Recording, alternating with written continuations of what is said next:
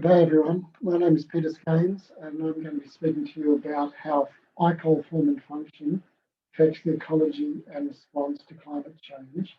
And this is based on our sampling program, which has got about 15 years of data over 150 estuaries in New South Wales.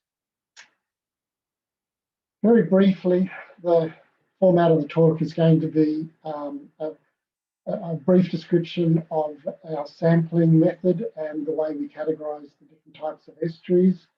We'll present some evidence for climate-related increases in temperature and acidity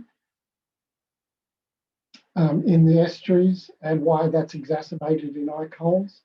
And then we'll look at why ICOLLs are particularly susceptible to extreme events like floods and droughts.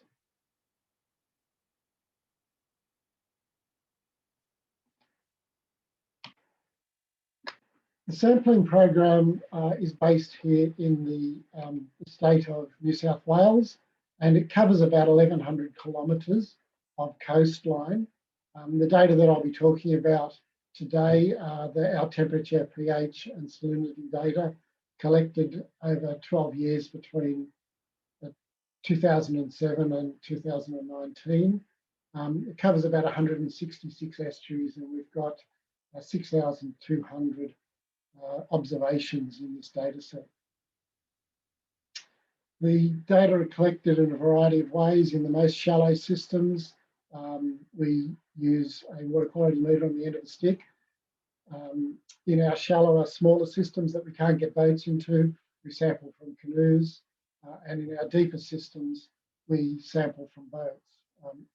As well as the water quality data, we look at the catchment characteristics to look at depth and area, flow, retention, and catchment land use. Types of estuaries that we're talking about, we have 5. We have rivers, which are large and almost always open, and lakes, which are also large and open. And we have lagoons, back dune lagoons, and creeks. Lagoons and back dune lagoons are small, intermittent, and the back dune lagoons are groundwater dependent, and the creeks are often small linear features. If we look first at the temperature and pH paper, this was published in Nature Communications last year. It's inevitable that, it's unarguable, I should say, that the land temperature in Australia is increasing significantly since 1910 through to present. And we are also off the east coast of Australia, located in an ocean warming hotspot down here. So we're getting warming both from atmosphere and from the ocean. There's a big gap in how we predict the impacts of climate change on estuaries. Most previous studies have focused on high resolution data from a single estuary, and none of those are from Australia.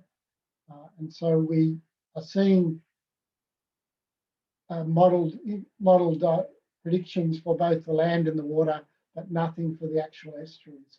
The approach that we've taken is to not actually look at any one estuary, but to look at many examples of different of our types of estuaries. So we've got 30 or 40 examples of each type of estuary, and we've accumulated data over 12 years for those types of estuaries.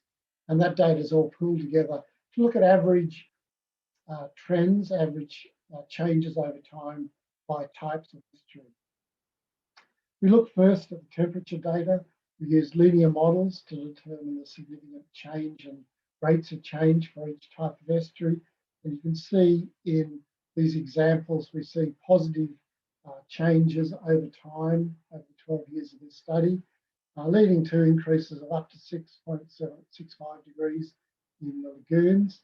The creeks show very little evidence of change in the short term, and that's due to the fact that these are opened very regularly and the water's replaced, so it doesn't have time to build up an increase in temperature. So overall, we've seen a 2.16 degree change in temperature in our estuaries. We've also seen a decrease in pH of half a pH unit, and that's occurred in all the different types of estuaries. The drivers of change, we used random forest regression models to look at the drivers of change. You see up here some time-related ones, and the days elapsed is the days since we started monitoring. So it's showing that there is a change over time, and factors like depth and retention capacity and the flushing time are quite important for temperature. We look at the drivers for pH change. Again, we see days elapsed and the flushing time of the estuary. Or we also see the percent of area covered by seagrass is an important factor in the change. How are these changes spread out, and what's the importance of surface area to volume ratio? This plot shows the increase in temperature by colour. The more yellow is a greater increase in temperature. And you can see the creeks and lagoons found this sweet spot here with a relatively large surface area to volume ratio and a moderate flushing time is the sort of conditions that have led to the greatest increases in temperature. How can we use these data to improve the models? Well, we know that ocean models create average effects over a large area with a very large pixel size and ignore small scale variation. And there are no estuary specific models that are around. If we look at the smaller estuaries, we see a way forward by using the current modelling of air and ocean temperature, which has been modified by the consideration of the estuary variables that we've identified as being important influences of both temperature and pH. I want to now look at extreme events, which was published again last year in Australian Coastal and Shelf Science. We've noticed a pattern in our sampling that many of our intermittent estuaries didn't have seagrass in it. And in fact, 68% of the estuaries in New South Wales have intermittent estuaries entrances, and of those 50 to 70% have no seagrass. So a very large proportion of our intermittent estuaries have no seagrass, and we're wondering why that might be. We first looked at water quality, but the differences in average water quality can't explain the pattern. We see very similar mean values here for estuaries that have no seagrass and estuaries that have seagrass. But what we do see is that the no seagrass estuaries almost always have this much greater extreme values, much greater outlier values. And we hypothesize that it's these extreme events, these irregular, infrequent, extreme events that are leading to the death of seagrass rather than the average water quality. I want to show two examples from near Pristine estuaries in New South Wales. This one's called Magi Lake. It's very, very remote. And when we got there, we were the first scientists to visit this, aquatic scientists to visit this system. When we got there, it looked like this, which was quite shocking to us. It was a picoplankton bloom that lasted for up to 12 months and then gradually faded over time. When we look at the submerged aquatic vegetation, we see that it existed prior to the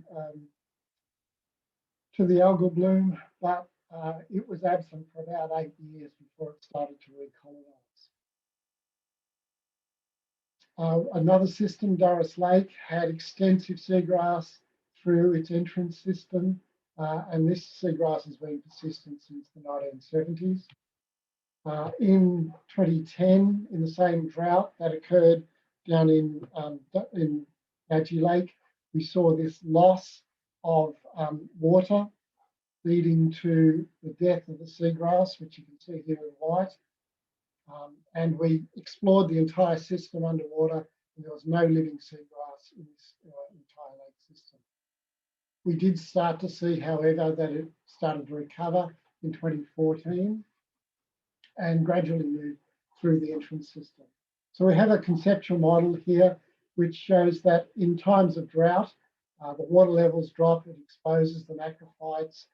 We move through a eutrophication phase. Within a long period of time, 2 to 6 years, there's no macrophytes in the system, then we start to see recruitment either through the entrance or through avian vectors, which goes back to resulting in macrophytes in the system. And we believe that it's because of this that we see so few of our systems having macrophytes. There's a long period of time after loss before recruitment. So if we go back to the finding from the previous study that the seagrass was important to the buffer acidification, these sorts of processes mean that our ICOLLs are doubly prone to pH change. The implications of this are that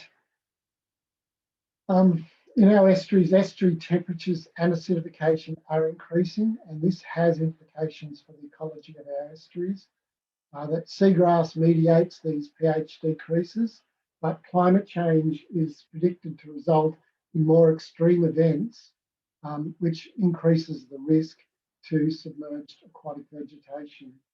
And that this means that our intermittent estuaries are particularly prone to 3 forms of climate change disturbance: temperature, pH, and extreme events, and that the intermittent entrances lead to stochastic recruitment delays, which prevent the rapid recolonisation of the submerged aquatic vegetation and exacerbate the risk from pH.